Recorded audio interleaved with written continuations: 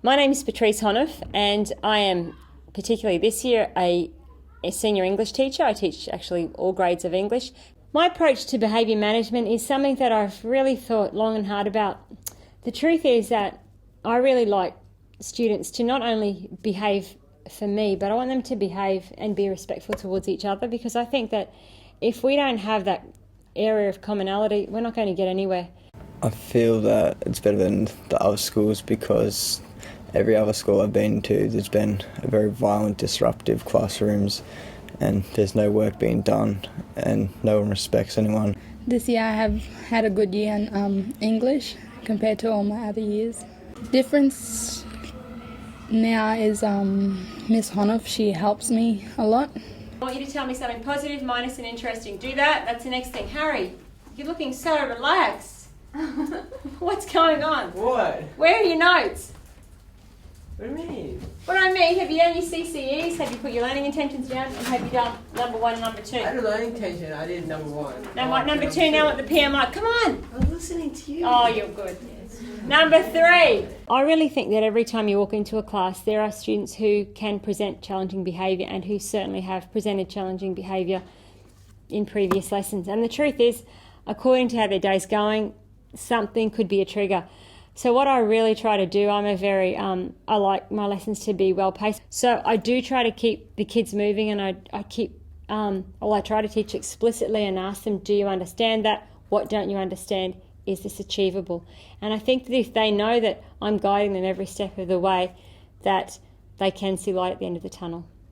Miss Honoff's class is very comfortable to be in, and it's a good environment to learn. She works with everyone independently, and she makes sure everyone does their work, and she just respects everyone and gives everyone extra help. Miss Honoff tells us what she expects before we do the assignment, and then if we haven't reached that standard, well then she'll take us through and help us. There's been such a change in one of the students particularly, who at the end of last year was just so embittered and unmotivated, and this morning he greeted me with, "Oh, Miss, I've done 200 words last night on my short story," and that's a positive, because this is a student who struggles academically, but I think that because the environment is a learning environment and we're all going on the journey together, I think that that's infectious. It's helped me by having a friendly environment and meeting someone I can talk to about anything, and she's always supportive about everything, and she'll help you as much as you need. The key thing that I think that has turned him around is just that constant modelling and raising or setting the bar and explaining my expectations, but also explaining more than anything that it's achievable. It's not insurmountable. And the truth is, I think for any of us, if things are just too big, you just feel like giving up, and perhaps that was the problem previously. But by being given a little bit of flexibility and, just a little bit of extra attention, it's worked really well. Miss Honoff's class isn't about rules, it's about how she treats people, and it's just got to how you do your work, and she just cares about everyone passing.